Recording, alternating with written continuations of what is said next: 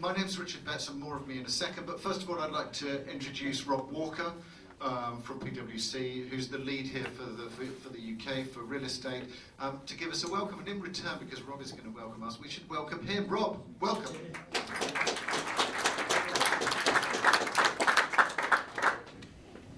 Good morning, everyone, and thank you, and people welcome.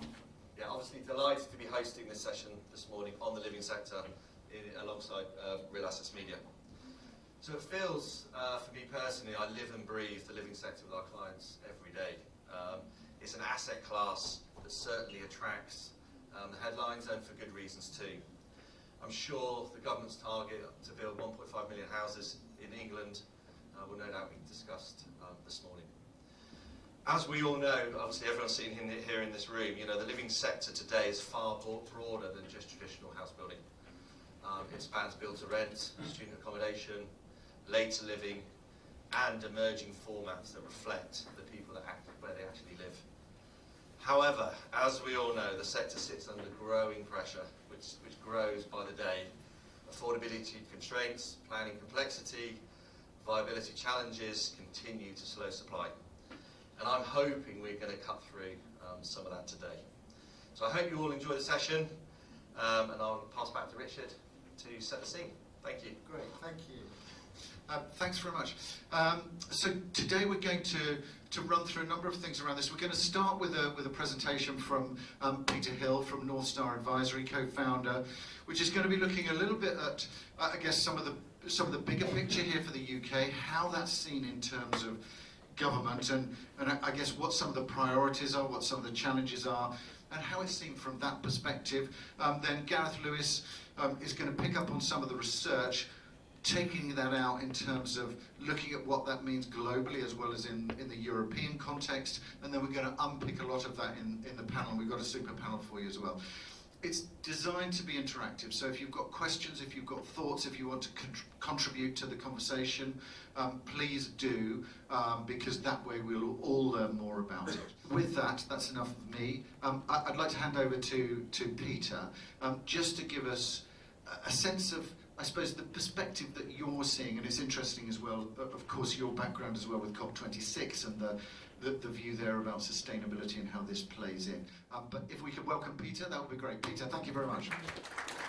I'll do a bit on my background, then I'm going to talk about what I see at the sort of macro level in Europe, in sort of economically, politically, come down a bit to the UK, and then say a few words about the sector in the UK. I realise UK and continental markets are different, both on the demand and supply side, but there's quite a lot of similarities as well, I think. So my background is I'm a recovering civil servant. I was in government for 25 years. I've also worked in the European Commission for several years. I ran number 10 Downing Street for 2.5 years under Theresa May, and then a short time under Boris Johnson, which, if you buy me some drinks, I will happily talk about. And then I was the CEO of COP26 for 3 years, and now, as Richard says, I've founded North Star Advisory. PwC is a major client. I'm also a visiting professor at the London School of Economics in international and domestic dimensions of climate, the energy transition, and sustainable supply chains. Long intro. Right, let's get into the European perspective. So if I'd been talking to you in January, I think the story would have been one of cautious optimism about the economic and the political outlook for Europe. So downside first, you've got fragmented markets, you've got nationalist populist movements, you've got a Europe under enormous pressure from Chinese, I would say in some areas, oversupply. Squeeze coming from the United States, which has become a coercive, not a cooperative partner. So, and obviously still recovering from the shocks of COVID and Russia-Ukraine. But some shoots, so relatively stable inflation and interest rates, and some positive signs on economic growth. Of course, that's not the story I'm telling today. Iran has put paid to that. And I think on a good day we'll lose 2026, and on a bad day we're going to lose 2027 as well. I think it's reasonably clear how the Iran war ends, in that the United States, having exhausted all other options, will come to the that some sort of understanding with Iran is the only way out. And I think the contours of that are reasonably clear now. But both sides think that they need to play for time, and so that's the problem we're now facing. I thought that any sensible US administration would realise they need to end this soon. I don't think we have a sensible administration, and therefore I think this could roll on for some time yet. I think if we see an exit by the end of May, by which I mean basic reopening of the Strait, the damage continues all the way through to the end of the year, but 2027 looks better. Obviously in your sector, because of the pipeline, I think probably 2026 is not too bad, but that then feeds through into 2027. So that's the good news. The bad news scenario is we're still in this position come the autumn, and then I think you're looking at really quite significant damage to the European economy. We're energy import dependent at the moment, and therefore uniquely vulnerable. Sorry, we're slightly less vulnerable than Asia, but we are extremely exposed to this conflict. And I think unfortunately, that's the zone we're now in. It's between a very bad road bump and driving into a wall. And the decision about that, unfortunately, does not sit in European hands. It sits in the hands of whoever knows in the IRGC and the President of the United States. So growth, best case scenario, growth somewhere below 1%. The ECB, well, we'll see what they say today on the interest rate side, but inflation heading towards 2.6, 2.7% this year, and that was a month ago. So that probably looks worse now. On the political side, again, I was seeing some shoots of positivity at the start of the year. So we've been, those who follow these things, have worried about the collapse of the political centre in Europe and the rise of extremist parties who favour populist policies, which actually, when you look at them, bear a remarkable resemblance. But they are, in my view, economically irresponsible. And we saw some hope, I think, whether it was in the March local elections in France, where there's a couple of regional elections in Germany, and then most recently the parliamentary elections in Hungary, were telling a story that the rise of the nationalist populists and the extremes is not inevitable, and that the centre ground can hold. That is not to say this issue is solved, gone away, whatever, but there were some positive hopes. Obviously, the very big issue we're all looking at is the presidential elections in France next year, and whether the far right will win there. But I think there was a start of a positive story there, that the centre ground might not be done for. And I still will hope that's true, but if this crisis lasts, then I think the people who will benefit will be the nationalist populist movements. That's the lesson of the past 10 years. If household incomes are not growing, the political centre suffers. So that's I think on the political side, that's the thing that is now worrying me, that the good news that we saw at the start of the year is also at least less confident about it. Coming to the UK, it's a similar picture, but the UK will be hit harder. So the UK is going to be hit harder on the economic side, both because our fiscal position is generally worse than Europe. We don't have the ECB standing behind us. Markets have lower levels of confidence in us, and we're far more exposed to the gas price than almost any European country, probably bar Italy. So I think the hit to UK growth, if you look at the OECD and the IMF forecasts, has a sort of halving of UK growth. Again, that's from March, so I think that's probably lower now. If we get 0.5% of growth this year, I think the UK will be doing well, and if this crisis goes on into the autumn, I think any growth at all will be positive. Interest rates, beginning of the year we were looking at probably 2, I thought maybe 3 cuts this year. Now we're talking about how many rises. And I think this is an unknown to me, is what will the bank do? Normally an external supply shock, as we've seen, a central bank should look through it and say, look at the state of the real economy, which was quite vulnerable going in, and therefore not be hasty in raising rates. On the other hand, the bank is widely seen to have called it wrong on the back of COVID Russia inflation, and so there's always a risk with central banks that they fight the last war, and so they do hike up rates in order to suppress a temporary supply shock. Your guess is as good as mine as what they will do. My guess is they won't raise rates, and they'll be very reluctant to raise rates because of the underlying weakness of the economy, but that's far from certain. And the last piece of not great news is the budget. I think at the start of this year I was expecting a pretty steady as she proposed budget in November. We had lots of surprises in the last couple of budgets, and I think the Chancellor had realised that that was not helpful and wanted to avoid them, and now she's in a position which that is all back on the table. Not only the macroeconomic hit from lower growth and from higher inflation, but I don't see how this government can go very much longer without announcing significant rises in defence spending. So I think we'll have to see, but I think tax rises and spending cuts are now back on the table for the November budget. If I were the Chancellor, I wouldn't take any decisions until as close as possible to the time, but where I would have said 10 to 20% chance of those at the start of the year, I think you're now looking at sort of at least 30 to 40% chance, and if the Strait of Hormuz hasn't reopened by the summer, I think that would be much higher. Where does she go? I don't know. She's sort of maxed out on quite a lot of the smaller taxes. If I were her, I would go for income tax, which will be another hit to households. And that is a particular problem in the UK, is households are sitting on quite a lot of cash. They're not spending it because they don't have confidence. And at the start of the year, I think we were hopeful that that confidence would return and households would start to liberate that cash, which is, for UK economy, is 2/3 dependent on household spending. That was going to be a positive story going into 2027. I think that is now a story delayed. It's not over, but it's definitely a story delayed. On the politics in the UK, we will see what happens next Thursday. It will be somewhere between a disaster and a catastrophe for the governing party.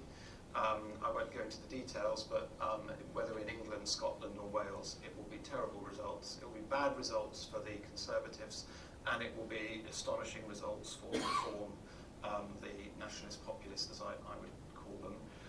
It's then a toss of a coin whether there will be a challenge to the Prime Minister. Pays your money, you takes your choice, depends on the day of the week, I think, and the mood of the Labour Party. I don't think so.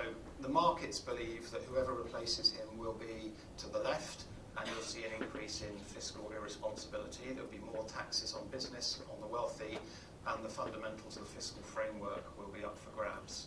I think that's overdone. I think the government will find, whoever is in power in this country will find they're extremely constrained about what the markets will let them do. I think you saw Andy Burnham in the press yesterday or this morning toying with the idea of off-balance sheet funding for defence, because we need to increase defence spending. I'm doubtful the markets will go for that. They will probably think borrowing is borrowing, and borrowing for defence tends not to be as economically efficient as other forms of borrowing. So I think this will be noise. You'll see investor confidence take a knock if there is a challenge to the Prime Minister, and market sentiment will worsen. Bond yields will probably reflect that, but I think a lot of that is overblown. I don't expect a massive lurch to the left in macroeconomic policy in the UK. In substance, depending on the outlook of the next, if there is a challenge to the Prime Minister. Last, just on, is Nigel Farage going to be Prime Minister, which I get asked a lot. I think that is massively overpriced in public opinion and press in the UK. Don't think Nigel Farage is likely to be the next Prime Minister. I'm happy to be interrupted and challenged. I should have said at the beginning, Richard. We haven't got a Q&A, right? So you're very welcome to jump in and tell me I'm talking nonsense. Nigel Farage has a lot of underlying weaknesses, the biggest of which is the split on the right, and I don't think that is going to be healed. And I don't think that Reform will be the largest party at the next election. I think our view is that the most likely scenario, sort of 55%, is that Labour is the largest party after the next election, and they will either govern as a very small majority or a minority with support from the Lib Dems and the Greens. You can hold me to that in 2 or 3 years' time. But Farage is not as all-conquering as he looks. He has many electoral weaknesses, which for the moment are going unchallenged, but in the context of an electoral campaign, I think would be. Right, lastly, I'm just going to say a bit about the sort of housing market in the UK, which is a thing I know this, it's broader and it's about Europe, but I know more about that than I do about student accommodation in Slovenia. So I'll say a bit about, and I think some of the messages are similar, even if the markets are a bit different. So first, a couple of bad news points is demand. So consumer sentiment is obviously weak. and Iran war is going to mean, I think it stays weak for a while, so there's a problem on the demand side in terms of buyer sentiment. There's a problem in terms of viability, so house prices, this is not just a London issue, it's particularly a London issue, but not just a London issue. House prices not really going up, costs increasing, whether that's supply chain, whether that's labour, and land prices not dropping. So, and then we've got the things that, in my previous life I was layering on top of you all, sustainability, environmental, nature requirements. I don't think those are going away. I think those are baked in now for the long term in one way or another. So viability of the sector of new build at the moment is challenged, I think it's fair to say. Let's finish with a couple of points of good news. On the good news side, underlying demand, if it can be released, is significant and structural.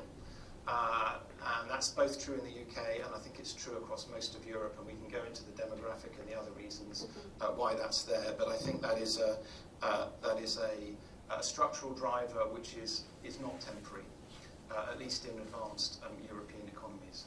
And in terms of government policy, every government I know, almost every government knows this is a problem and they need to deal with it, whether it's because in the UK this is now seen as a sort of, UK had traditionally, I think, probably seen this sector as more of a sort of financial asset, and it's now starting to see it as more of an infrastructure play, I think it's fair to say.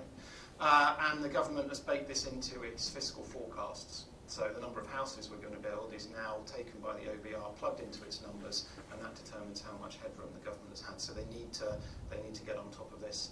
Intergenerational fairness, if you want to get elected and you've got young people who feel that they just can't get a chance, where are they going to go? Well, if the centre ground parties aren't delivering, they will go to the extremes. If you want to accommodate asylum seekers, why are we sticking them in hotels? It's because we've not got enough properties to put them in. Temporary accommodation budgets for local authorities are going through the roof. All sorts of drivers for government to want to do something about this. And on I would say, the sort of easy government levers on the supply side, they're doing that. So they've introduced planning reform. I suspect we'll get another planning bill in the next Parliament. What more they can do, I think that's going to be the question for the government. I know there's pressure from the sector for them to look at some of son or daughter of Help to Buy. There's various deadweight and treasury issues with those schemes. I think a son of Help to Buy is not going to run, but some smaller version might. Could the government do something radical? Stamp duty in this country, most economists I talk to think it's absolutely bonkers as a tax. Does the government have the political strength to address that? I think they don't. But in desperation, that's when you can get radical solutions. So I don't know what they will do, but I think the political driver to do something about the built environment and housing accommodation in particular in the UK, but I also see it in many other European countries, is extremely strong. And I think those two pillars are enduring and are not going to go away. And if one can find a way through the hopefully temporary issues we're facing, I think those will come to bear more strongly. I'm going to stop there. Thank you very much. I'm sorry there's not time for Q&A. None of you interrupted me, so that must mean you agree. And I'm going to leave you to the panel. Thanks. That's great. Thanks very much. Thanks, Rob. Thank you, Peter. For those who don't know me, Gareth Lewis from the PwC Real Estate Lead Advisory Team. So on a day-to-day basis, I work in our corporate finance real estate team, working alongside a few of our colleagues here today. I also lead the firm's research and leadership for the UK and the European firm, and a large part of that work is focused on the research we do called Emerging Trends in Real Estate, the report series there. So for those of you who aren't familiar with that research, we publish it. We have been publishing it in Europe annually since 2003. A lot longer in some of the other regions, and that's a piece of work we do in partnership with the Urban Land Institute, It's a forward-looking report, and if you look across the 3 regional reports we do one for Europe, we do one for Asia Pacific, and also one for North America. And the global report, which we published a few weeks ago at the MIPIM event in Cannes. If you look across those 3 regional reports, we're taking the views of over 3,500 senior participants in the industry, either through an online survey, a series of roundtable discussion events across Europe, and a number of face-to-face interviews. And it's that partnership with the ULI, I think, that helps us to get really good engagement from the industry. And I think the reason why it retains its position, I think, unbiased, but as a key indicator of market sentiment. So I was going to spend the next 10 or 15 minutes or so giving you some of the highlights of that report with a particular focus on the living sector. But sort of stepping back a bit, and Peter has done a sort of good job there, giving the sort of some of the sort of general sentiment that you will all be familiar with the sort of macro environment at the moment. But I think stepping back, the 3 regional reports I mentioned underline the fact that this is an industry that's working its way through what we could call a sort of extended transition period for at least 5 years, but possibly a lot more, with the optimism around opportunities not really matched by capital commitments. And I think it's easy to attribute that prolonged transition period to specific factors like interest rates, economic growth, high construction costs, and of course one of the big ones, geopolitical instability, all of which have been very familiar themes coming through the research and discussions and in the data. But I think there's actually a broader story here, which is one that we're seeing many of the historic tailwinds that have supported the real estate sector, low interest rates, general globalization, maturing real estate capital markets, and those have all created abundant capital and abundant returns. They're now starting to reverse or have reversed, and at the same time we're seeing capital for real estate competing with infrastructure and private credit. And the real estate product itself is changing rapidly. Technology, the impact of ESG, as Peter mentioned, there's sort of scarce resources, effectively meaning a higher cost of operation and ownership of real estate, changing occupier needs, and more recently, obviously, concerns around the impact of artificial intelligence. So that transition I mentioned, I think, is really a transition from real estate as a relatively simple capital-driven asset class. Peter mentioned again the sort of financial asset class to a much more complex, operational and thematic one. Another way of thinking about that is passive ownership of buildings. Core strategies are challenging and have been challenging for quite some time, and operation or new alternative real estate is viewed as a much more compelling route to value creation. So a large part of the market's lack of conviction and this extended transition period I mentioned, we think is attributable in part to capital adjusting to the increasing complexities associated with that type of investing. But thinking about the question of where does conviction sit in the real estate sector now, which sectors or what sector does have tailwinds, and the answer is, I think, increasingly the living sector. A couple of headlines from our report. 5 of the top 10 European sectors for overall prospects are living related. Student housing, service apartments, senior living, co-living and affordable housing. And I think that's quite a clear concentration. And what we're hearing is that this sector is continuing to evolve beyond being simply a defensive play. Yes, you still get the steady income, the liquidity and protection against inflation that residential has always offered. It's also now a value-add playground, particularly in the emerging niche sectors. And it's not just GDP. It's not GDP that's driving this. Another point that Peter touched on. European economic growth is lacklustre, and as you can see here on the graph on the bottom right, economic growth in fact ranks as one of the biggest business concerns of the industry, with 77% of respondents ranking this as a top concern. The real driver is demographics. Demographic shifts are ranked as number one long-term theme, driving real estate investment decisions and strategic planning across Europe.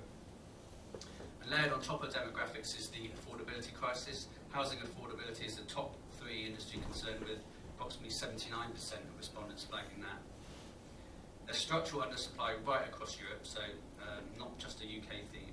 In Spain, for example, roughly 200,000 homes are needed annually, but just 75 to 100 are being delivered, 100k. And the pressure is no longer limited to low-income households. So the real strain sits in what's become known as the missing middle. Households that earn too much to qualify for social housing, yet cannot afford market rents or home ownership in the cities they work. So the demand here is inelastic and structural, not cyclical, and that's why we're seeing living outperform in a low growth environment.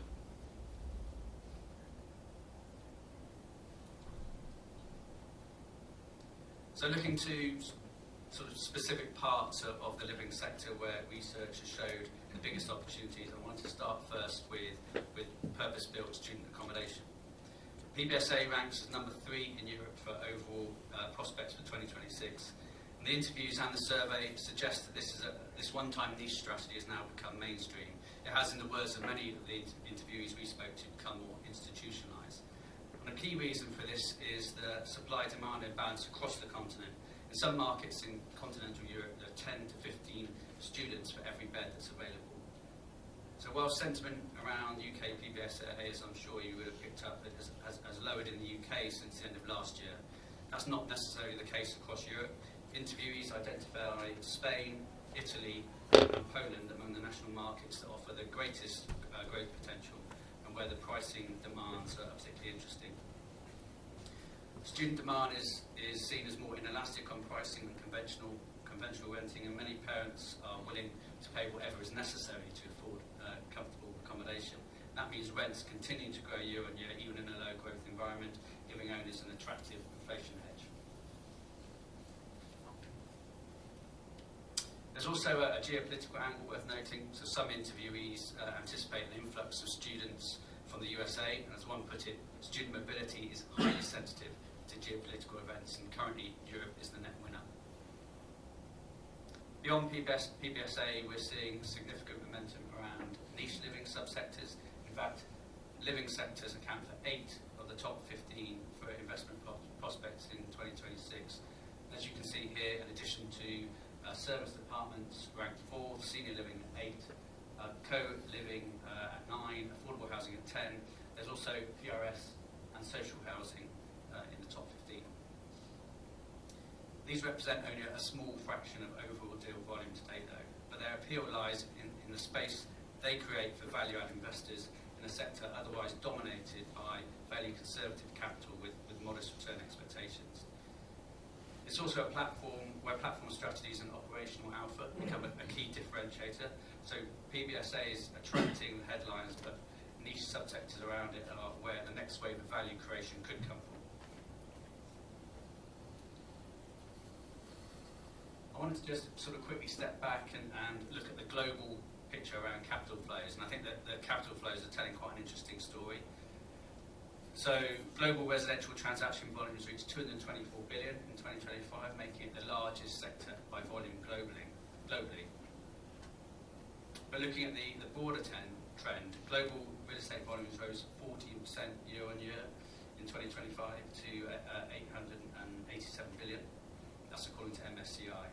So in a market where we were at least starting to see some momentum gathering pace within Europe, alternatives, that includes data centres, senior housing, PBSA and healthcare facilities, accounted for a record 18% share of European transactions in 2025. And the latest data from CBRE, which came out just started this week, confirms this trend is accelerating. So in Q1 of 2026, the living sector attracted 26 of the 53 billion invested in European real estate, the most of any sector, and that's a 20% year-on-year increase to 13.5 billion. And there's a structural point here that I think is really important, which was a key finding of our Global Emerging Trends report launched in MIPIM a few weeks ago, and that's that it's not just the volumes, it's not just the volume of capital into real estate that's changing, it's the composition of capital that's also changing. In 2025, target allocations to real estate amongst institutional investors declined for the first time in 13 years. They favoured infrastructure and private credit instead. And according to Cornell University, around 60% of institutional investors now view these alternatives as competitors to real estate. But the industry's focus on traditional institutions has obscured the rise of private wealth.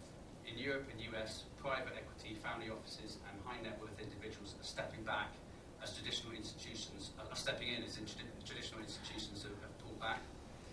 And to put this into context, the total volume of private wealth is approximately 4 times that of institutional capital worldwide.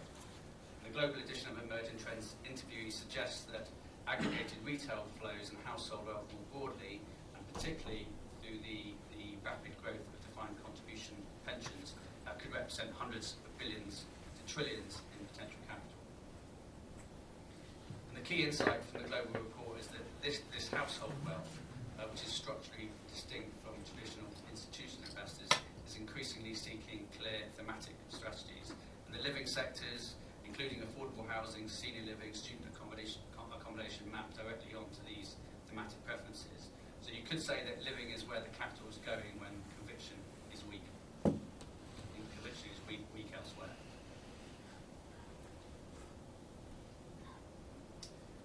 But it's certainly not all good news, because the risks in the living sector are real and they're growing. And I'll start with the main one, which is probably regulation.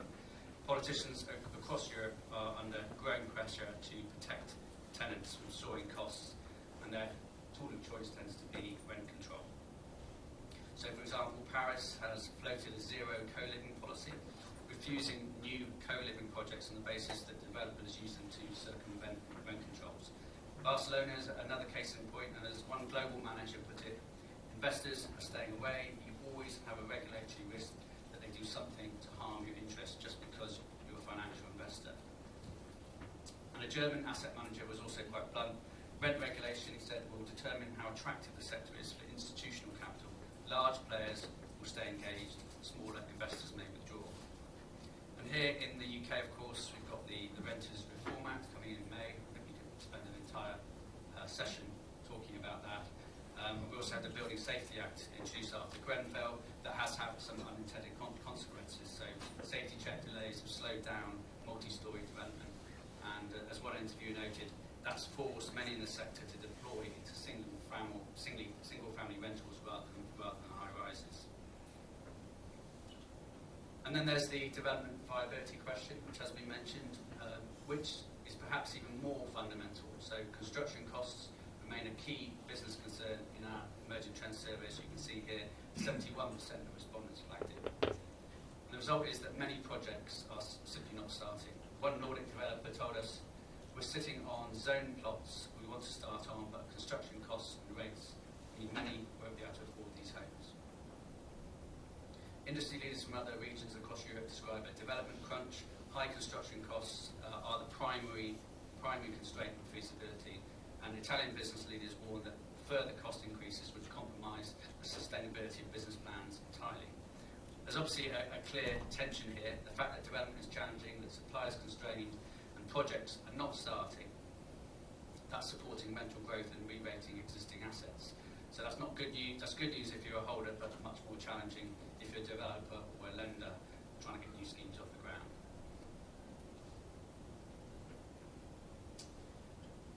So to wrap up, this year's Emerging Trends in Real Estate Europe report explores real estate's strategic role shaping Europe's competitiveness, and it was an issue that Mario Draghi described as an existential challenge in his landmark 2024 report. So Draghi's warning presents both a challenge and an opportunity for the real estate sector, especially amid today's geopolitical instability and uncertain growth outlook, and against the finding that only 1 in 5 industry leaders we spoke to for the report believe that real estate is fulfilling its potential as an economic enabler. From our conversations with industry leaders, the message is clear. To close Europe's competitiveness gap, cities and buildings must play the role of active enablers of economic growth, not just static backdrops. We asked industry leaders to rank their views on the top 3 critical sectors and activities supporting Europe's future competitiveness. As you can see here, affordable and workforce housing came out top with 66% ranking it as their number 1 area.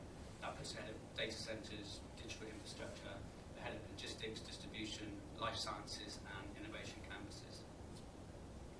So the economic logic is clear, and as one interviewee housing supports labour mobility and strengthens the foundations for broader economic growth. When key workers and young professionals can no longer live in jobs and infrastructure, cities becomes less productive, less mobile, and ultimately less competitive. So housing affordability is not only a sort of residential and a social issue, it's also an economic one. And in 2024, the EU appointed the first Commissioner for Energy and Housing, which I think reflects the scale of the crisis. A European Commission special committee report put it pretty plainly: the housing affordability crisis presents not only a social challenge, but a major economic threat to the EU's competitiveness. That's quite a statement, I think, from Brussels, and I think it represents a fundamental reframing, as Peter mentions, around where housing sits in the policy hierarchy.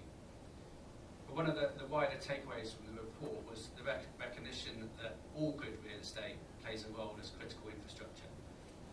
Perhaps this case is something that needs to be made better by the industry. Recent competition from infrastructure, where this point I think is much better understood, and that continual blurring of boundaries between real estate and infrastructure driven by new energy infrastructure, data centres and those types of developments is to some extent, I think, forcing that to happen. So the industry is under some pressure to up its own game and to contribute more fully to Europe's long-term industrial, technological and economic transformation. And I think this is an area that is of particular relevance to the living sector. So my key takeaway today is that housing is, or should be, the poster child for this evolving viewpoint, this sort of transformation at both the ground level, in policy terms, and at an investor level.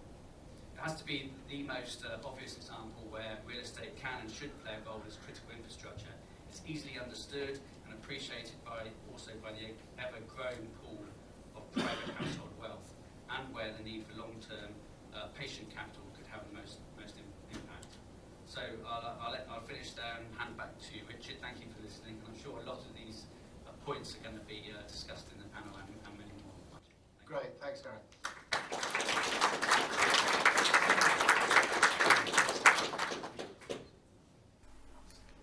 Super, thanks very much. Really interesting to get those perspectives.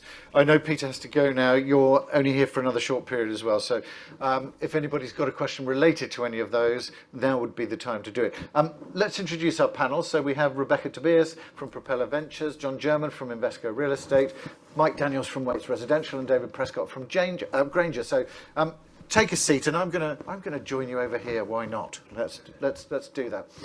So if we could welcome everybody, that would be great. Come on up.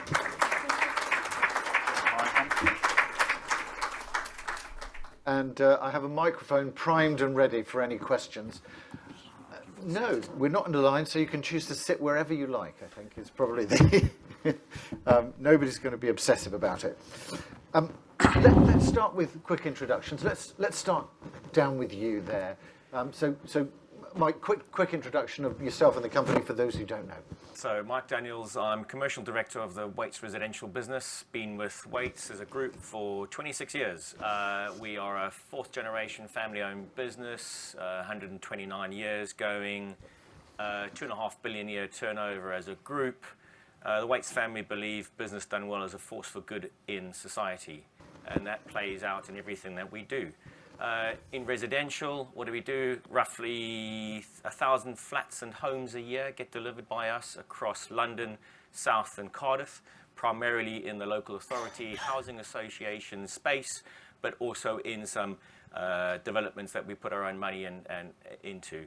We are looking to expand, and the Wates family is keen to do more with their money, so we are looking to expand our core offering into other sectors too that were covered a bit earlier. Great. Rebekah. Hi, everyone. Good morning. Rebekah Tobias. Can you hear me? I have been on the advisory side and principal side now for the last about 10 years. I started off with CBRE in New York and transferred to London in 2008. Now based between Amsterdam and London. Propela Ventures is a business I set up 2 years ago to invest on behalf of a single family office from Canada who is looking to expand their senior housing and student housing portfolios from Canada to Europe predominantly. We're bypassing the UK for now, and I'll talk a bit more about that for obvious reasons as discussed. And then the other half of my time is actually split working as an advisor for Bridges Fund Management. Bridges is an impact fund. It invests across private markets. It has property funds, private equity, and venture. Obviously, very sustainable development focused and decarbonization strategies. They have about $2 billion under management and working across living sectors and industrial. And my role with them is really to help expand their business from a predominantly UK business into the European markets. So I'll hopefully be able to obviously expand on that as we go. Great. But thanks for having me. Pleasure. David Prescott, I'm Deputy CFO of Grainger, the UK's leading build-to-rent business. It's a listed FTSE 100 business, so right on the forefront of a lot of these things. My background before that, I was head of European real estate equity research at Barclays, and was a listed real estate fund manager before that, so very much a listed angle to the conversation. Great, thanks. John. Morning, everyone. John German. I have a grand title of Head of Living, Europe at Invesco Real Estate.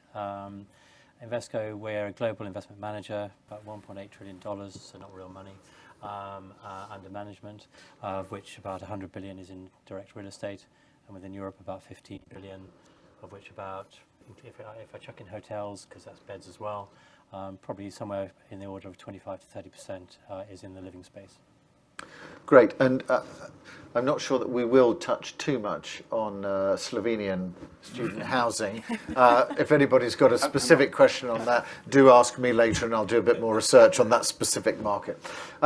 It'd be interesting, and feel free, anybody, to come in on this, but John, any I suppose, any thoughts, any ideas in terms of the two presentations that we've seen, any reactions to those? My first comment would be two words, oh dear. I think, and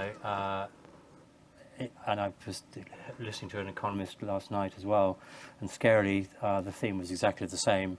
26 is not good, 27 may be bad, and it's all been triggered by the Orange Man in the White House. That said, I think we just need to look through that, and I think we need to be pragmatic about, well, what can we do? Where can we make things work?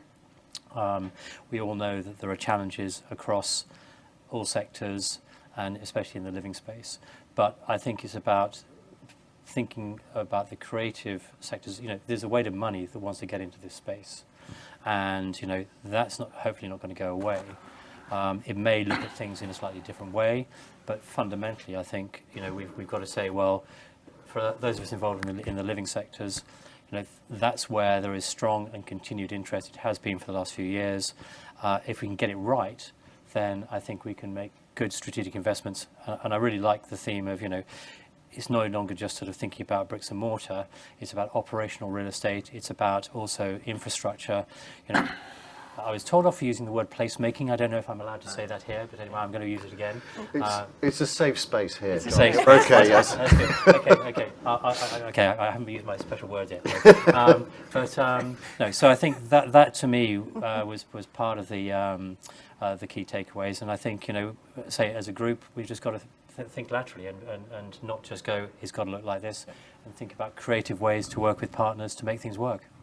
That's interesting. And David, I'd be interested to get your take both on, from a UK perspective, on the macro side of that, and any other thoughts, feel free to pick up on that as well. I think the fascinating thing that comes through quite clearly from the presentations is just how much there is a weight of capital and how much it isn't finding its home, which is a very interesting kind of market dynamic to be in, to be honest with you, and fascinating if you think about it, that there's so much there that doesn't find a home. I think on the macro side, I think we covered it. It's not helpful, to put it lightly. I think on the way here, I was reading a story in the BBC how I think on 30-year gilts, whereas the highest we've been since 1998, which is, to be honest, that's all my working career, to be honest with you. So it's that is a challenge. I think it feels tough because I think at the start of the year, and I think this came through in the first presentation, things, the green shoots were there. You had bond yields getting towards 4.2 and things like that, and it all felt quite good. Then the Iran thing came along, and it was a real tough time. I think for the living sector, you have the fears of inflation. I don't think as a sector we need to be scared about inflation per se. I think we saw post-COVID the living sector did exactly what it always promised to do and delivered inflation-linked returns. I think probably some of that is where the appetite comes for it, having proved that out.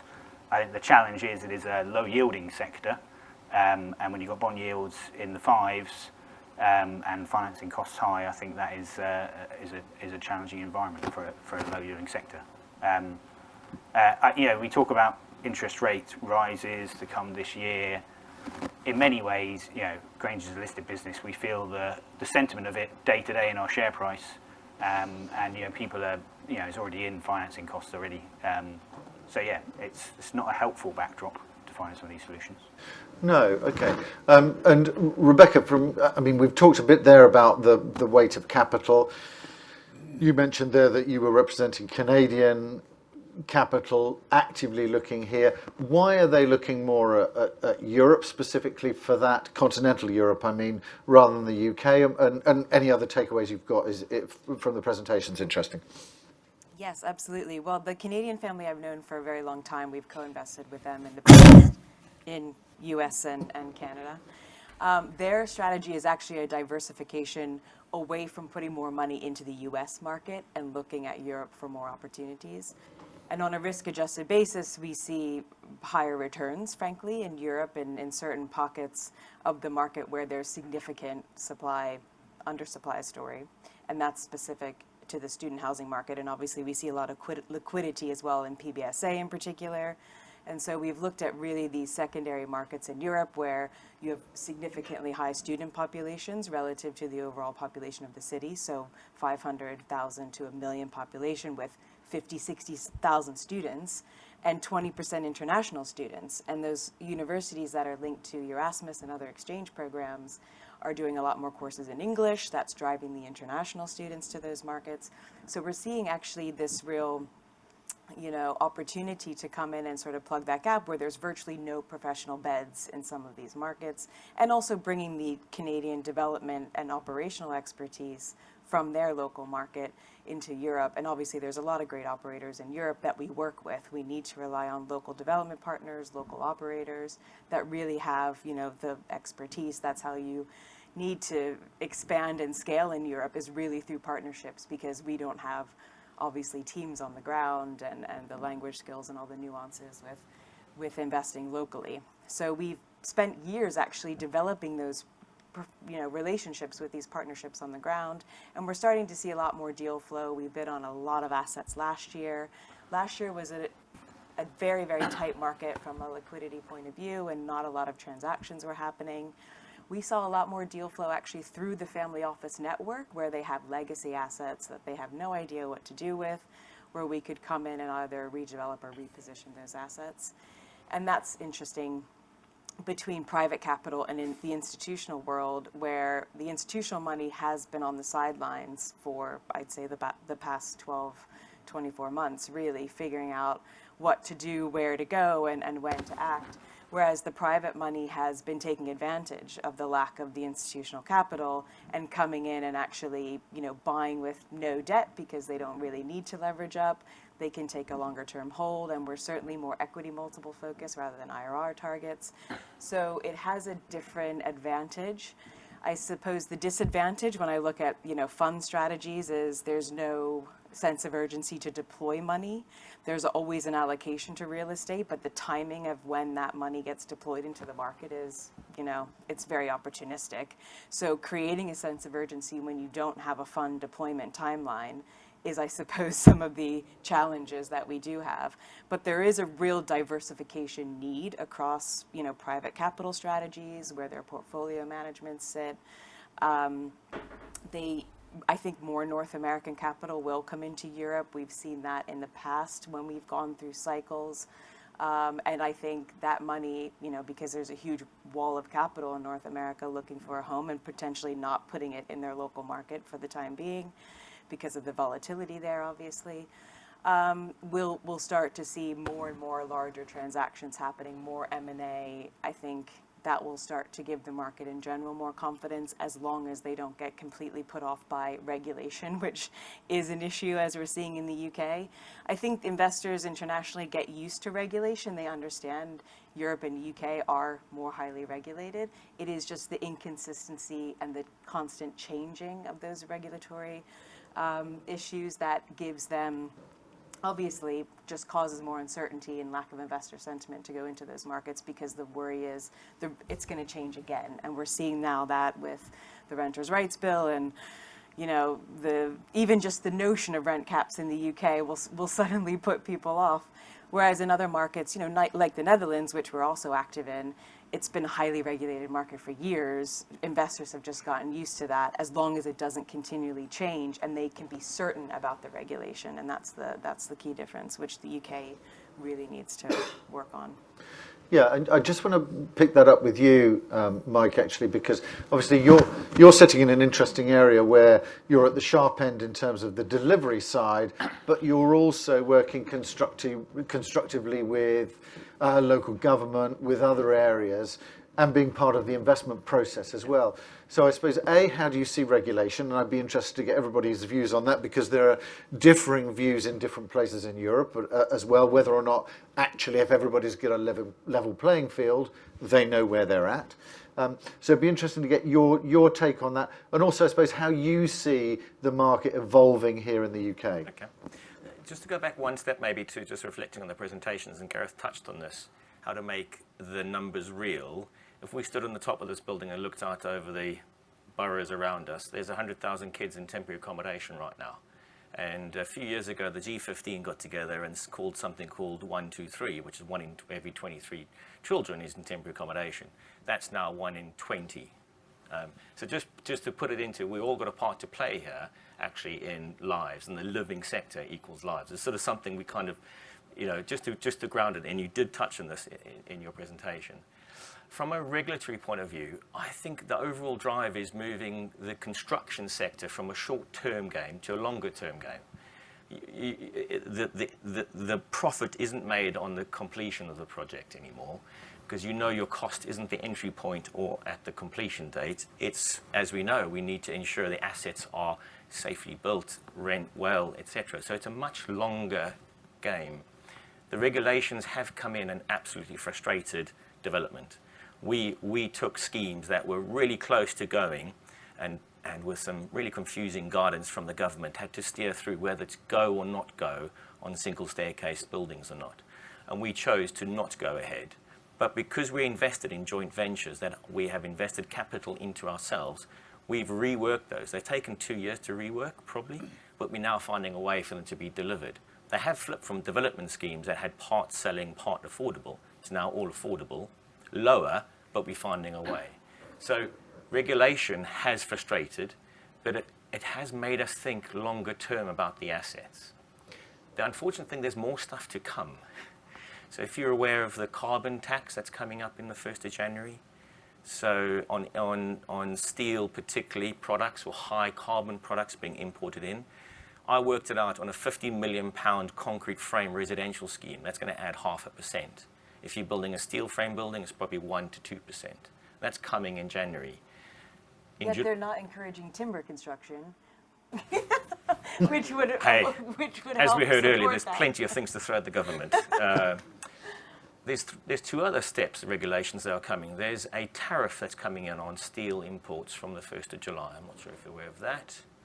So there are going to be more headwinds, and as was said earlier, the environmental, the future home standards is adding more on top for the build cost, because it's looking at the long-term outcome. How does a building perform? I hope I covered what you asked. Yeah, no, that's good. Does anyone have a take on the regulation side? I mean, I think if you look at it, I mean, the Chancellor came out with a statement through The Guardian, we're going to introduce a 1-year rent freeze. And I was in a meeting with a number of international investors, and they were saying as well. And, the problem is, if they don't stop, this is in a UK context for sure, if they don't stop introducing fresh regulation, then it will continue to deter investors coming into the market, full stop. Because they'll say, actually, if I'm if I'm a non-UK investor, I can go anywhere.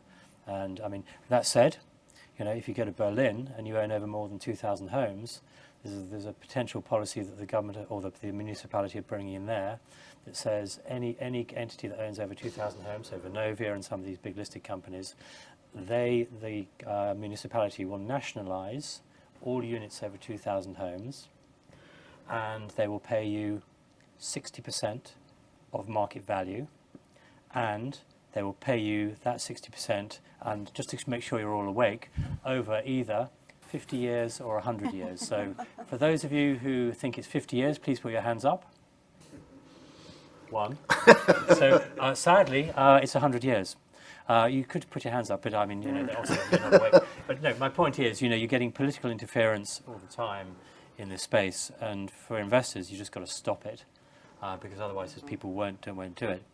It's the noise of it just is the problem as well. I mean, like the great example with the Guardian article where the muted rent freeze lasts about 12 hours before it's denied by number 10.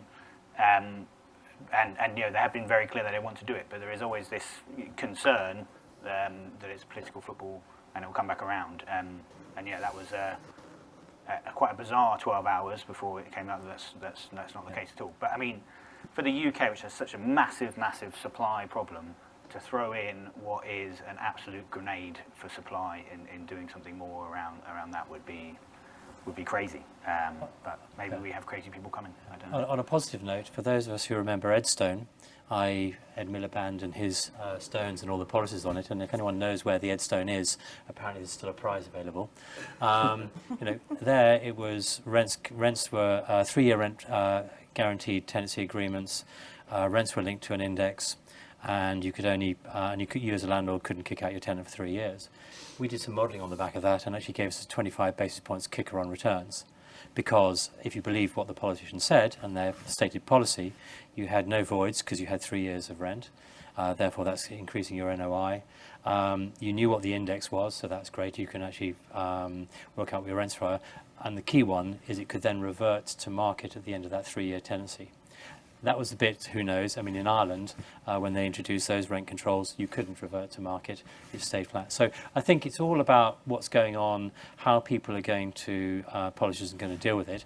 And in a country where the coffers are empty, some idiots sold our gold, so we haven't even got that. France is bringing its own gold back from America, apparently, because they didn't want Trump to nationalise it or something. So we're in trouble in the UK. So we've tackled some challenges. I'm going to move now on to a little bit more of where I suppose we're seeing some of the opportunities, what's happening with the capital, how we're seeing the market looking forward, and where those opportunities are, particularly as well with that focus as well, because I think it was interesting what you said there, Mike, about the social infrastructure side that Gareth mentioned. We see that a lot in the senior housing side, but again, I saw social housing there, but as well as affordability in those areas, and actually just delivering on this housing. So I suppose what's the demand telling us? And let's start with you, Mike, I suppose, on that. And what's the demand telling us? What are people looking for? What are we needing here in the UK? Where's the demand for it? And how can we start supplying some of that, I suppose? If I go across our 3 sectors to talk about, so London, we do still need flats. We do still need, but it's not going into sales, it's going into rentals, or it's finding a solution to temporary accommodation crisis. So there are people, as you heard, in hotels. There is a huge demand there. It's not sounds the sexiest work, but it's going to be a long-term play for councils overpaying for hotel bills. That's sort of London. Now I say that really specific. I sent this earlier to someone, but you have to look at council by council and area by area, because actually in councils we're in JV with, in one part of the borough, we're building low-rise houses. We've changed things from flats down to houses because they will sell, because it's in an area that sells. So this is the thing. There is no one solution. This is finding ways in a long-term partnership on finding the right answer for the location. In the south, I say generally doing quite well because of the move from cities out, so therefore to low-rise houses. We're doing a bit of greenfield stuff, but we're also doing a bit of brown too. And then in Cardiff or Wales, actually the values have supported development down there. The rates of sale have dropped from 1.5 roughly a week to 0.75, but we're still doing okay. So yeah, I think the main push, and it's all been covered earlier, is the shift to longer term, as in rental, BTRs, co-living where it works. It's still small, but where it works. That's where I see it, and that's where I can see how we help solve our developments that we're in JV on. So we've got capital in. You might know Wates as the builder, but we invest, develop, build, and sell too. So we are bringing in and diversifying our products. An example down in Surrey is a block of flats that was a year and a half ago stacked up as being sold. We're now just tweaking that to look at BTR on that to make it work. We're not making the decision just yet. So there's flexibility in the product because it sells in 4 years' time, or it completes in 4 years' time, and who knows what that looks like. But at least we're giving ourselves some flexibility. And just for clarity on that, this is where you're working actively with the local authorities. It's local authority land, or not necessarily, or? So a mixture there. Example down in Guildford is we've paid for it.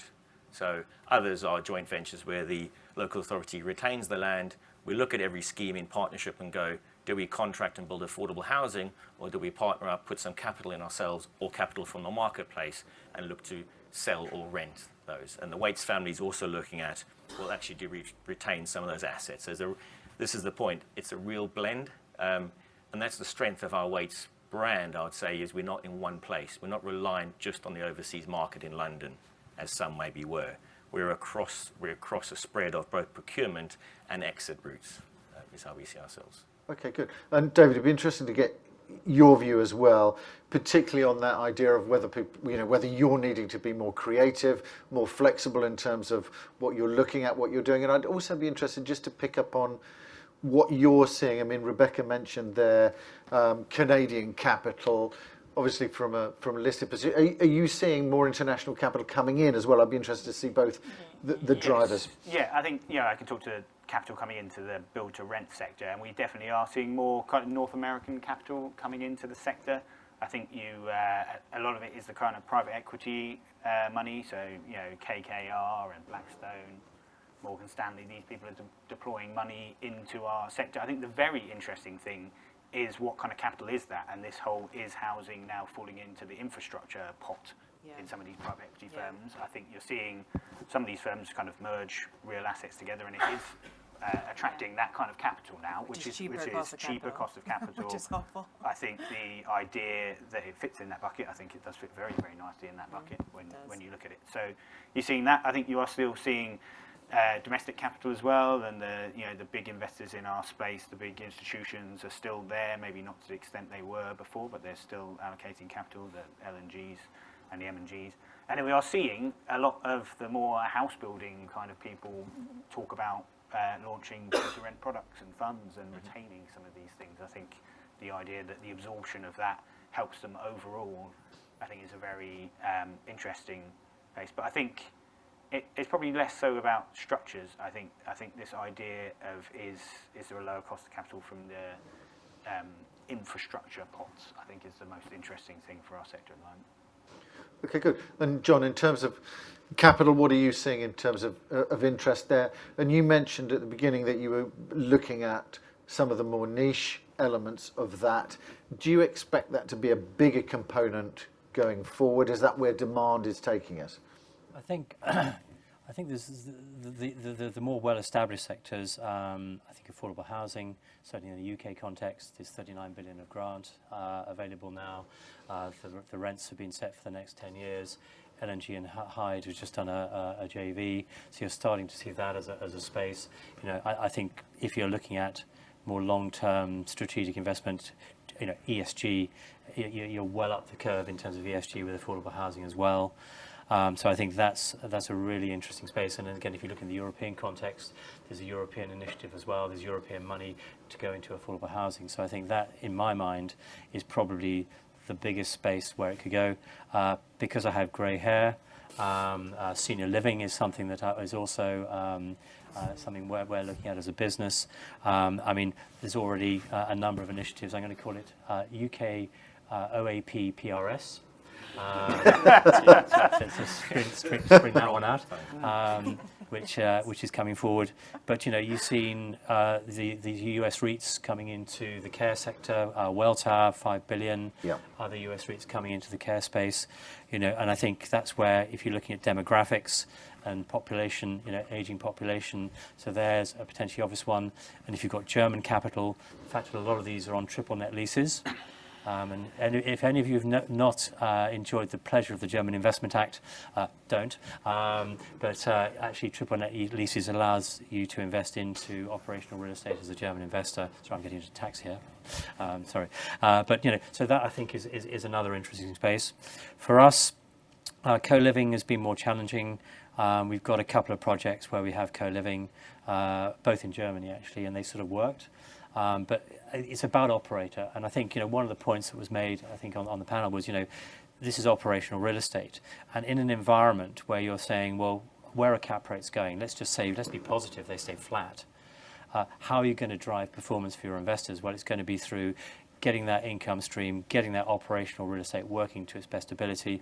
Probably the use of AI. I was talking with someone last night who runs shopping centres, and they're using AI to collect data to drive what they're going to be putting into their shopping centres. So all these things I think are going to be super important.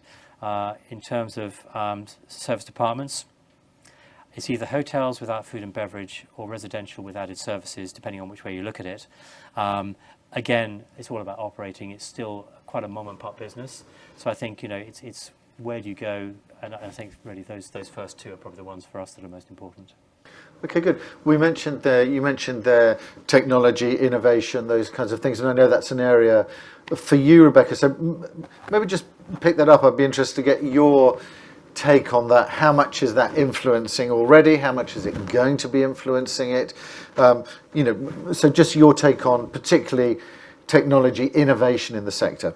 Absolutely. So of course, as I touched on, always work with local operators, and the way in which that they're managing their data now is very different than it was previously. You can build a lot of these internal systems in-house in half the time with half the costs with AI. So that has really changed the landscape for how they manage their data, how they report their data, and from a development point of view, how they manage construction costs, how they benchmark costs, how they benchmark rents. That all can be aggregated now very quickly using AI. So operators have this very interesting advantage of being able to build these systems in-house with relatively few people, so you don't need these big teams anymore. So that will actually reduce, because we tend to invest quite a bit in the operator itself. We've done some opco investing, and so we look at that quite substantially because of the tech advantage that they do have.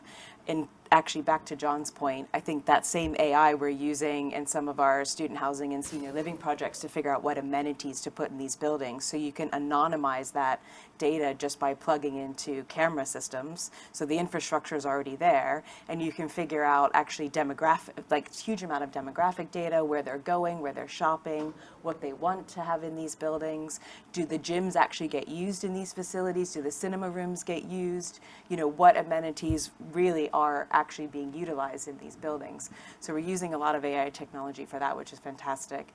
The other thing we're seeing actually with operators, and specific to the UK, because renters' rights is coming into effect tomorrow, which is effectively getting rid of the AST long-term lease, so tenants can break within 2 months, which will naturally increase, we think, void periods and your high turnover of tenants. That's a very different operational model. So long stay is becoming more flexible, shorter stay. So we invested in a short stay operator called Under the Doormat Group. They have a tech business called Hosperia, which is doing shorter term stays. They have a B2C arm, which is the Vive platform, and One Fine Stay portfolios that they're merging into that now, and then the B2B arm. So I think operationally, because this is now moving all to more flexible living styles of managing, which is, frankly, you can't sit back anymore and be more passive and just collect your annual rental income. So this will really be more operationally complex. So that's going to impact BTR, even PBSA to an extent in the summer months where you want to optimize revenue and you want to do those short stays in the summer, which student operators are needing to do. So it's just a very different operator point of view, and you need technology to suit that. You need different operational expertise to suit that. And also back to John's point, where can we create alpha? Because if it's not, capital gain, frankly. We need to create that through operational expertise. I think So it does create a bit of a different. We talk about more operational real estate and the need for it. It creates all of the AI push and understanding data. We do huge amounts of it at Grainger. I feel like it does this, outsourcing of your operations and the passive capital thing. It creates a huge agency problem when there's so much to be added by being the operator. But if you're not the operator and owner, I do think that is a model that is going to come under increasing pressure. If you just outsource it to an agency to do it, you just don't get the same kind of model. So I think making all that work is extremely important these days. I mean, we do all the monitoring where what bits of gym equipment get used, what really works, who your customers really are. If that is done by not the person who owns the building, you're not getting the same level of service, you're not getting the same level of ability to drive returns. And Mike, are you seeing similar things in terms of the delivery side, whether it's modern methods of construction or using more innovative ways of doing it? Because that's also part of being able to speed up delivery, also make development more affordable, which supports affordability, those elements. Yeah.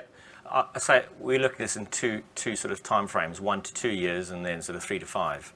And the 3 to 5 is a lot grayer for us to work out. What does the industry actually look like? How does this all work in an AI world?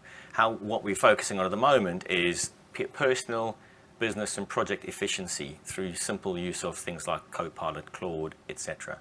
Practical examples are we have rolled out to 3,000 of our staff, almost all of our office-based staff, Copilot 365, and it's helping people get more efficient. Next step is then how do we bot stuff up to automate a lot of what we do, cost planning, viabilities. An example, we've got a big Excel spreadsheet that used to run viabilities, and you try and make one tweak on the 10-year mix and you sort of have to wait for someone to work it all through before you see the actual outcome. This is now in seconds, it's just done. So old dog learning new tricks really at the moment. The 3 to 5, and one other piece of support, I think, and this is where the Building Safety Act and the drive to Gateway 2 and ensuring we've got a complete design that works. I think AI coming in here regards federated models, and the thing, it's designed well, it works well, the cost of it. I think we're going to get that certainty earlier. It's going to require us to invest more upfront. The pre-construction costs are increasing as a result of needing to get to Gateway 2. But we're getting to a point then of delivery certainty rather than the other way around of starting and then seeing what would happen. And I think that's where AI is going to help support. In the 3 to 5 years, could you see an end-to-end offering of the factory that makes the thing on the back of I need 30 flats? We don't know. MMC's failed in the past because it isn't joined up. As any market, we're not a joined-up procurement. We need volume, and we don't do that. We locally procure everything. We've got local planning officers. This might be the change that might help unlock it. So what that means for us in this room, I don't know. We were scratching our heads about this at a board meeting on Monday. So, It'd be interesting just to pick up a little bit on, I suppose, the investor role there. By that, I'm also talking about the pension fund who are investing, for example, or the high net worth, or the how actively should they be involved? Is it really an impact investment for them? What role do they play? Who does what, and how is that going to support, I suppose, the increase in delivery? Is that an interest for them, or is it just returns? What's the sense of that? Well, if you look at the LGPS in the UK, local government pension scheme. Sorry, I'm using short-term language. If you put them all together, they become the 7th largest pension fund in the world. So that's quite an interesting stat. And if you look at some of the deals that have been done recently, the curveball that I never saw coming was PRS REIT with Greater Manchester and the Northern Pool buying into that, and LPPI. So I think in those instances, I think you've got these pools who have now got some very good people at the top of them who are starting to say, right, we don't necessarily need a manager. In fact, we're potentially going to do it ourselves. I think that there are other investors who still, either because we have a large US public pension plan investor, they have a very small team. Their international team is 2 people. So they need an investment manager to help them, to help drive that, to understand the local markets. But we talk to them once a month. So I think you've got the sort of one end of the spectrum where you've got, and then you've got obviously got the big sovereign wealths who are doing their own thing as well, who can move the needle. The Aussie supers of this world going big in obviously into Canada Water. So I think investors though will help drive where the investment goes, because actually a lot of them are saying we also want you to be thinking about impactful investments, infrastructure investments, But what also helps is the other people who you're working with. So if we were doing something with Wates, say, actually sitting down and going, okay, how can we make this project work? And especially if you've got a local authority involved. I mean, we've got a scheme where we're actually in JV with Related Argent up at Brent Newtown, where you've got the council own the land, you've got Related who are 10% and we're 90%. And we closed that deal at the absolute height of Liz Truss's madness. I mean, literally, she couldn't have been madder.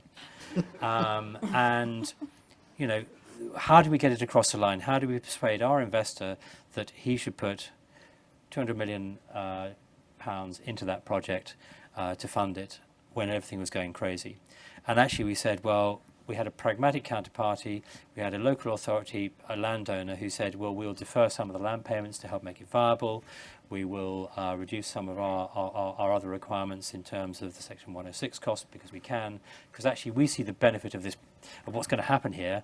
If you have 1,000 new homes here, it's 1,000 council taxes, it's people using the facilities, etc., etc. So I think, we've got to step back and we've got to say, and also I think, your investment strategy might change. Building Safety Act, we are currently investing in low-rise, no amenity, I'm going to call it actually PRS, as opposed to multifamily, because actually that stacks up. And we're doing that in London at the moment. So I think there are interesting dynamics you've got in the market at the moment, and everyone needs to evolve and not just go, say, one size fits all. Personal experiences, we are finding the way forward where we are invested for 10 years, not for one. It's exactly that. It's the partnerships where there's a long-term play, and something will hit us, and we find a way around it because people find a way to get to an outcome of building. So exactly that. Like your JV with TfL. Yes, yeah. I mean, we have quite a few public-private kind of partnerships. We find that as to be honest with you, it's where all the good land is, really. It's in the ownership of a lot of public entities, and we've got a few more in the room here as well. I think that works really well. I think what they understand, they are always long-term custodians by nature of that community, and they are very supportive of the housing need. And I think sometimes that maybe gets to look through a little bit more of the noise that you would just get from more passive capital, I suppose. So we find that a really, really good way of accessing, very interesting sites and very interesting opportunities with a partner who, is aligned for the long term. Okay, good. But I was going to say, what I fundamentally, I agree, these partnerships are key. I think generally, though, when I look at why so much housing is being built in North America specifically, and we're doing a lot of timber construction, prefab, mass timber construction in Canada, which is zero carbon, it's super energy efficient, and it has a lot of government aid and government subsidies. So we're building that with a very, very low, Canadian bond rate financing backed by the government, and I don't see that, in other countries, particularly in Europe. So it's one thing to increase the housing quota every year, but where does the government step in to help fund that? And they don't take any, accountability or responsibility as far as tax benefits, as far as the government aid and subsidies that I see, particularly in North America, to get this housing built. I've seen a change certainly in the last 12 months in finding a way. So the £39 billion fund helps. You still got to make sure the thing's viable, though, and there's planning rules around that and that. So we have still been frustrated, but I'd say 2 years ago, properly stuck. When there's a joined up, so we deliver a 10-year partnership in Cardiff, that really joined up from what government says through to where the funding comes through, and they are flexible in what comes forward, whether it's to sell, whether it's affordable, whether it's modular accommodation, because that's the right answer. So again, it's that sort of long-term point, and the government is finding pots of money. It's just bloody tough to make sure they're viable, and there's lots of things behind it. Yeah. You've got the National Housing Bank as well. I was at an event where it was launched, and they told me it was going to be on the 1st of April, and I said, are you sure you want to launch it on that day? Why didn't you wait a day? But there's 16 billion available there, and if you just do simple maths and say, well, that's 50% levered, that's 32 billion that's going to come into the market. It's not just loans, it can be grants, it can be revolving capital. Homes England, I think, are being very proactive. Yeah, Homes England is a good example. Yeah, They're doing a lot. We've got on Brent Cross, there's a revolving facility there that basically puts in all the infrastructure. Yeah. So when we closed that deal, one of the things that was positive was actually all the infrastructure was in. So we were just going vertical. So a lot of that risk was taken away from us. So I think the government is trying within the constraints of what it's got in the UK, but as we heard from the first speaker, the cupboard's bare. And I'm not quite sure where they're going to find the 16 billion from, but apparently it's there. So, Good. Does anyone have any questions? By the way, if they do, now is the time. I'm going to start and I'm going to start this side. One already. Oh, that's a very good exercise for me. Here we go. Pleasure. Hi, Ian Morgan. I help raise money for residential providers and operators. I'm trying to reconcile what Rebekah said versus what John said about the UK regulatory burden. On the one hand, there seems to be attractive conditions for profit registered providers, walls of money going in there. On the other hand, regulatory burden. How do you think about the affordable housing sector in the UK and whether it actually is attractive for capital? Great, thanks. Are there any others? And then I'll try and take more than one if there are. Yes. Oh, this is very exciting. No. That would be terribly vulgar. We couldn't possibly allow that. Go ahead. Tim Wills. I'm a real estate broker trying to get involved in the resi space. Which is more interesting, affordable or the missing middle? Someone talked about the missing middle, didn't they? And in the UK, do you guys think we should be targeting the affordable or the missing middle, like discount market rent as a product? Which is more interesting to you guys? Great, good. Does anybody want to pick up either of those? You've got the affordable point, which is sort of spans both questions. I mean, if you're looking at affordable housing, in my mind, you're saying long-term secure income streams, more like a bond-style investment, and you're not you assume you know what your rental growth is because you've got the 10-year rent award, so it's CPI plus 1 or what I think it is. So you can model that very, very, very quickly and easily. Not getting a positive income arbitrage on debt, so it's probably an unlevered investor who's probably going to say, I say lock up and leave. So in my mind, that's perfect for a UK investor because they've got all the tax transparency and tax benefits. Perhaps more challenging for the international investor. I mean, if you look at the people who've been coming into the affordable housing market in the UK, I would say it's far more UK domiciled investors rather than international. In terms of middle market, I suppose it's sort of single family housing. You can argue that we've got some single family housing in Chelmsford. It's not in the middle of England, but it's more of a middle England type location, mid market.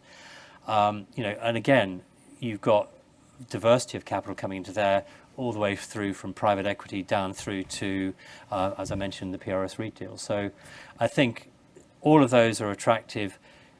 The key bit for me on the PE point is, can they get their exit? You've got Leaf Living. Is that in play? Is that not in play? You've got Sigma, and where Oxford Properties are invested. They've tried to get out. But then you've also got other capital coming in. You've got people like Pretium, American capital coming into the UK. You've got Sentinel. You've got people like Starlight who've also been invested in very much mid-market. Some of the places that they've invested in, I don't think I've ever been to, and I've lived in England for quite a long time. So from that perspective, I think you've got money coming in, and so I don't think it's all doom and gloom. And I think actually, probably in my mind, that's perhaps where the money is. If you look at some of the more challenged assets, and one thing I would also say is today, you can buy standing build-to-rent assets below replacement cost. So why would you develop? You know, you haven't got development risk. You've sorted out all the regulatory risk because you're going to do your homework on building safety regulations, and you know you may have some reversionary rents in there as well. So why would you not do that? And the big question is though that there's some really big ones with lots of that high amenity building. What will happen with those? So there's a number of those in some regional centres which are going to be interesting to see whether they sell. Yeah, I mean, I think as Grainger, we've always been focused on the kind of mid-market of the build-to-rent space because where we see the biggest kind of pool of demand. I suppose at the lower end of that, you're into the DMR space, and that's where we do. We have DMR in our schemes, linked to local rents.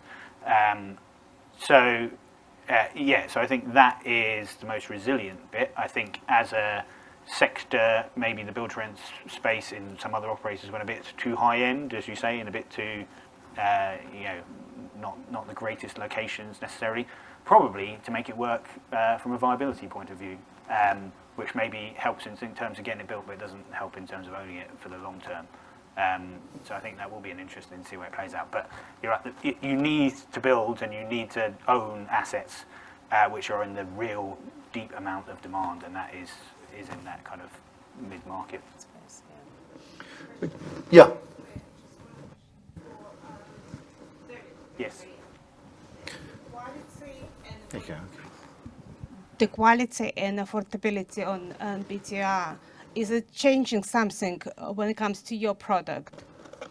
So at the moment, the affordability. Yeah. No. And then the quality of the product because of the percentage of the dimension on BTR, is it changing when it used to be on your portfolio, and what is happening for the look forward? Yeah. So we've so our average affordability across our portfolio is 28% of gross salaries. So that is something that we target. We try and keep it in a space that is sensible. I think the shelter guidance is for a third of your salary, or 33% or something like that. We have seen that relatively stable throughout the last 6-7 years, even through that higher rate of rental growth. So people talk about affordability, and it is an important thing to think about. But from our perspective, it is as affordable as it has been before. We've seen the salaries of our customers grow in line with that rental growth as well. And it comes back to data. We can track all these kind of things, so we are very mindful about who we put in. In terms of the quality of the asset that we have, we're certainly, I think we started very much at the mid-market point. A lot of people were much, much higher than us. I think we've stayed there. I think what we offer is still relatively similar. I think we do tweak what people actually want in their buildings. And we do a huge amount of work on our customer service. I think one of the good things about having an in-house operating platform, the people who, the concierges in our buildings work directly from Grainger, and we talk to them all the time, and we understand all of that. There's huge amounts of discussion about amenity and what people should put in. I think the feedback we get, the most important thing is the customer service. It's the people on the front desk. And we do tweak around our amenity, but a podcasting room doesn't really move the needle when it comes to people actually wanting to live somewhere. Good. Final question from me, quick one, because I want to leave enough time for everybody to be able to. Don't worry, you can keep that. Not forever.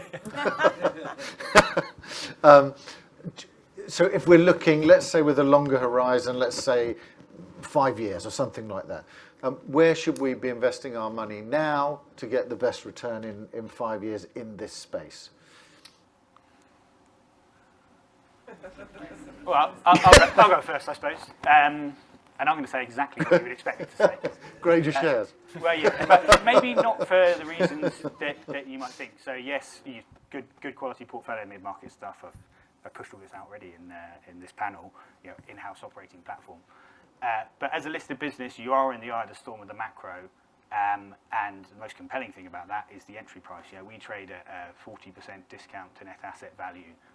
So buying into a sector with all the good long-term outlook that we have in a quality portfolio at that price as an entry point, seems like an absolute no-brainer if you want to get into this space. And I can back that. That's what I've been doing with my own money, and that is the most discerning of all capital pools, I can assure you. So yeah, that's what I do. Great. I'm not going to pick a sector, but I'll more just say, in an uncertain world, trying to find as much certainty as we can. So through partnerships, and there will be things that hit us on this journey in a 10-year partnership, whatever that will be. And you mentioned earlier, we found a way through as an industry, COVID. We got together on how does a bricklayer lay a brick whilst still being 2 meters away from his hod carrier, through to how do we get into contract on multi-million-pound schemes during that period. So I'm confident we can find a way. How do we do that? That's through trying to find certainty in an uncertain world. What product that is, I think it's all of them. I can't pick one, but that's not my expertise anyway, just what I see from our side. Okay, good. John? UK OAP PRS, just to change it up. Why? Because, amongst other things, the Renters' Right Act, because it will be the Act tomorrow, actually will help that sector, because actually, I don't want to go and rent somewhere, I might be kicked out. Well, you know you've got protection as someone who's moving perhaps from your own home into rented accommodation. So from a UK perspective, I think that. In terms of European, I think there's a lot of old stock that you can improve dramatically, brown to green, so high SG contents, very low rents. I mean, we're doing that with 1930s to 1950s Berlin residential, and you can get very strong, and that's a highly rent-regulated market, but you can get rental growth through your improvements, which is easy to do, and then you can also get tenant churn as well. So there you can get double-digit returns in almost a bond-like market. So if my top tip across Europe is going to be Berlin Resi, but my top tip for the UK is UK OAP PRS.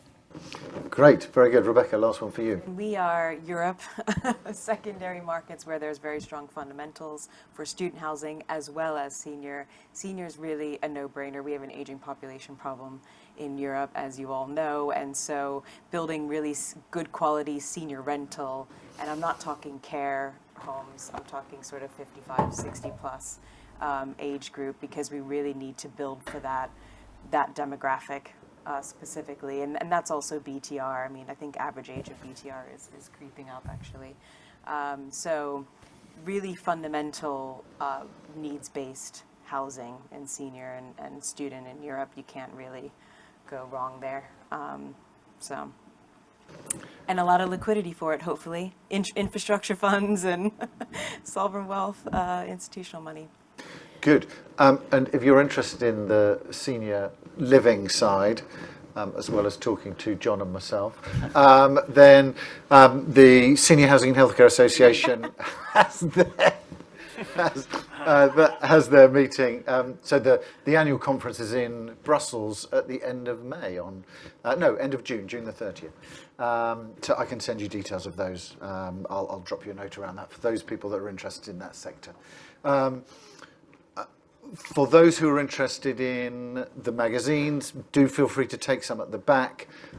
Also, anybody who's registered here will get a free trial for the next 30 days, and a lady called Gillian should email you so that then you can get that and access it as well to make life easier, and then you'll be able to track any news stories that come from this that will be written by Nicole, who is sitting just here. So if we're not writing enough about you at the moment, see Nicole or me afterwards, and we can solve that. All that remains is to say thank you. Thanks very much, Rob, for hosting, Gareth and Peter for the presentations at the beginning, for you for your questions, and also for the great panel. Thanks very much, everybody. Thank you.